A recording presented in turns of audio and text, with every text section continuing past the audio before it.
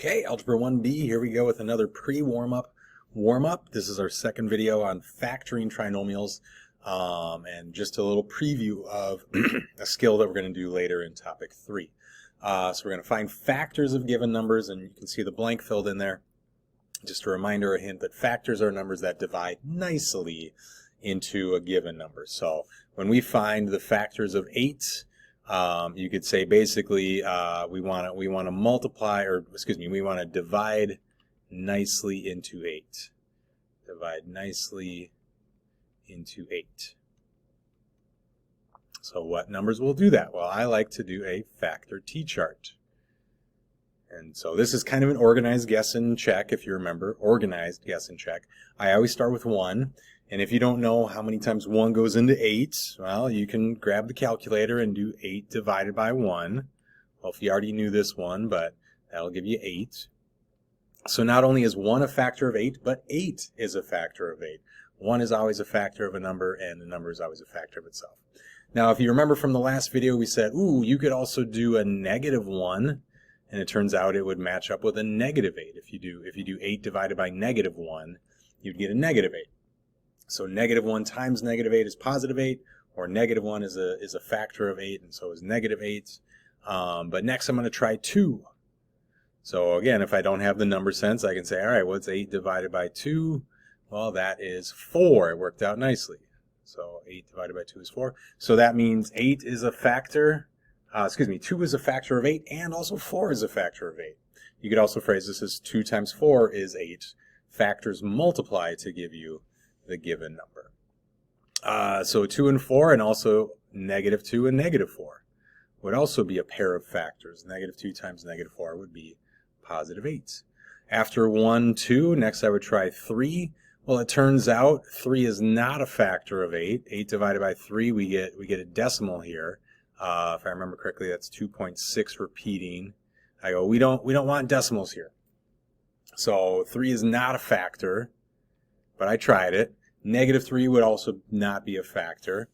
Next I'd come to 4, but I go, we already have 4 on the list.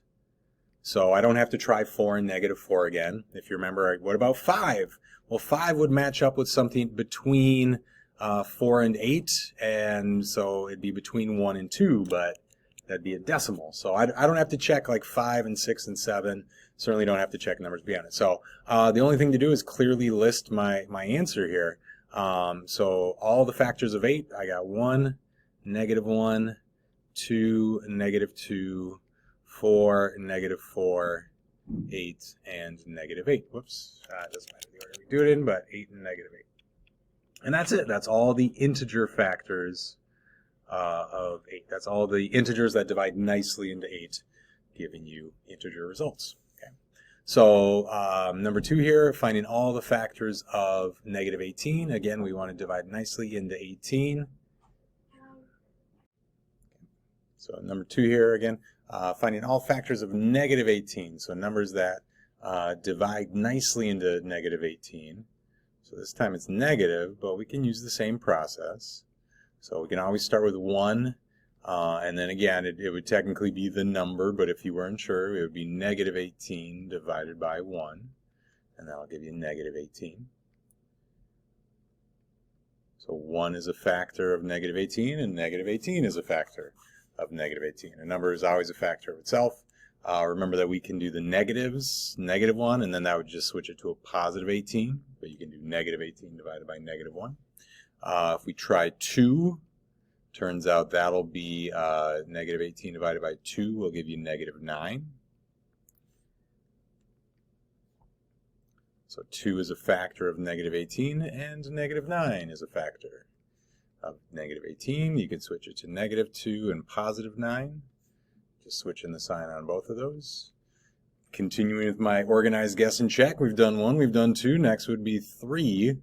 That's going to match up with negative 6, and there's the math if you need, if you just feel like it's too much to remember your math facts.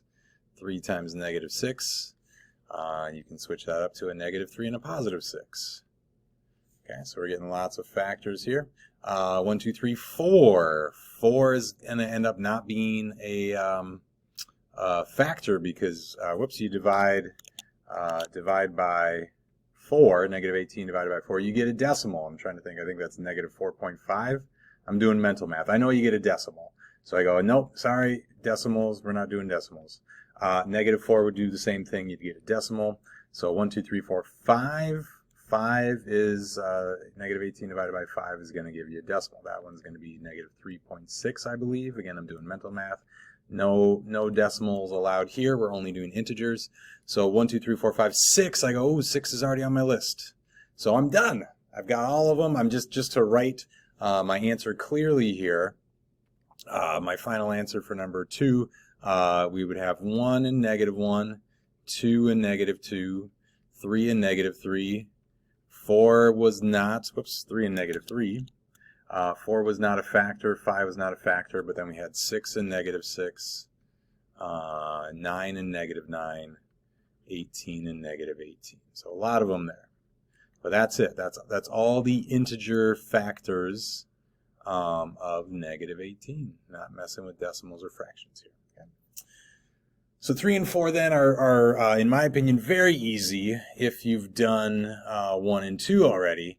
In this case, both of these is going to be a product of negative 18. So we want to remember, product means we want to multiply to get negative 18. I go, well, hey, we already have pairs of numbers that do that on number 2. But then the sum of 7 means we want to add to 7. So multiply to negative 18. Hey, look at the list of numbers that I have there, and the pairs in the chart. And let's do what would be a good color here? Purple. Let's do a column for the sum. So I know 1 times negative 18 is negative 18, but if I do 1 plus negative 18, does that give me 7? No. Grab your calculator. That's negative 17. You're not my numbers. What about negative 1 and positive 18? Well, that just switches our sum to a positive 17. I'm looking for a sum of 7. 2 plus negative 9 is negative 7 when I add those. Ooh, so this looks good because I want positive 7. So we're just going to switch negative 2 plus positive 9. There's my winning numbers. Let's see if I can sneak this around and through for number 3. So my two numbers are negative 2 and positive 9. Those are the winning numbers.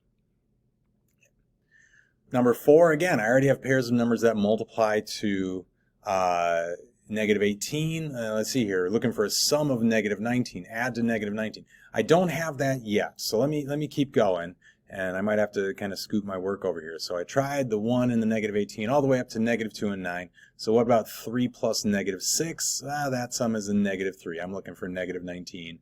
How about negative 3 and positive 6? That's a sum of positive 3. Now, you might think I made a mistake here, but as it turns out, I didn't. I did this on purpose. No such integers exist. I've got all the possibilities here. So this is kind of a trick question. All right. So as it turns out, there's some very funky looking numbers here, and if you want to stick around, I'll show you. But I have, for number 4, I have all the possible pairs of integers, whole numbers, but possibly negative, no decimals, no fractions. All possible pairs of integers that multiply to negative 18, and then I did the sum of all those pairs, and I never got negative 19. So this is kind of a trick question. You can't have integers. You can't have anything if it didn't have a decimal or a fraction. Okay. So if you want to see a little bit more of a preview, I don't remember if I did this in the first video, but yeah, if you're done with this, that's okay. But just if you're wondering, like, how is this a preview or how is it a pre-warm-up? What does it mean factoring trinomials? Well, what's going to happen later on is that for something like number 3, we're going to do something called factoring. We're going to factor, and it's going to look like this. It's going to be like something like x squared plus 7x plus, well, it'd actually probably be minus 18. And if you want to think about that minus 18 as a plus negative 18, if you want to think of it that way. But what's going to happen here is we're going to say we want to add to get this number, and we want to multiply to get this number. So we'll go, all right, so what two numbers add to 7, but also multiply to negative 18. I go, well, we just answered that in number 3. So here's what the answer looks like. The answer looks like this. And if you haven't done this yet, it might look a little bit weird, but we said the numbers are negative 2 and 9. So x minus 2 and x with a positive 9. Yeah, so yeah, if that looks really weird right now, I would say you probably haven't done much factoring yet. And that's okay, but that's just a preview of what's happening here. Number 4, if we were supposed to factor something that looked like x squared minus 19x minus 18. Again, if you wanted to, you could say like that's plus negative 19x. That's plus negative 18. But it would be the same kind of reasoning. We would say we want to find two numbers that add to negative 19 and multiply to negative 18. And well, we just figured out there's no such integers that exist. So that would be our answer here. Our answer here would be, if someone said to factor this, the answer would be we cannot factor with integers. I can't do like I did over here with the x minus 2 and the x plus 9. Cannot factor with integers. You would need some decimals or fractions. And again, if you want to keep sticking around, I'll show you the numbers for number 4. What two numbers have a product of negative 18 and a sum of negative 19? But yeah, just if someone asked you to factor x squared minus 19x minus 18, you go, hey, I can't. It's not possible, at least not with integer numbers. Okay.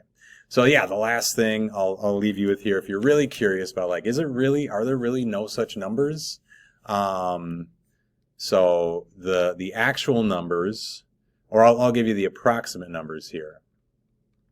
These are going to be rounded decimals.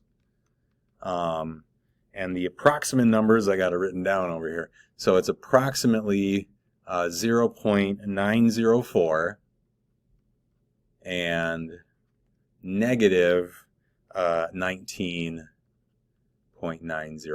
Those are the approximate values. And you can verify that. Those have a sum of negative 19. The product, I don't have a calculator handy here, but the product of those two numbers gives you something close to negative 18. It's not exactly negative 18, but and I'm not going to go through how I get the numbers, but I'm just going to show you, if you're interested, the exact numbers. These might look very kind of weird to you. Negative 19 plus the square root. Oops, let me move that negative there. Negative 19 plus the square root of 433, and all of that divided by 2. If you calculate that, you get approximately 0.904. And then the other exact number is a negative 19 minus the square root of 433, all of that divided by 2. So that's a very advanced thing to be able to figure out those numbers. I wouldn't expect students in an Algebra 1 class to be able to do that. So hope this video was helpful.